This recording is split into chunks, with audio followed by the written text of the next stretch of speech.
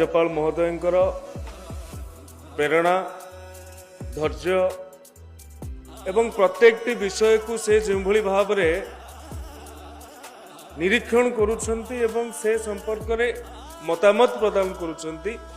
निश्चित भाव में आम मानकर सौभाग्य जे ओडिशा एभली जने राज्यपाल को पाई पारिछि एवं आम मानकर आहुरी सौभाग्य आमे आम विश्वविद्यालय मानकरे तांकु कुलाधिपति भाव में पाई पारिछि।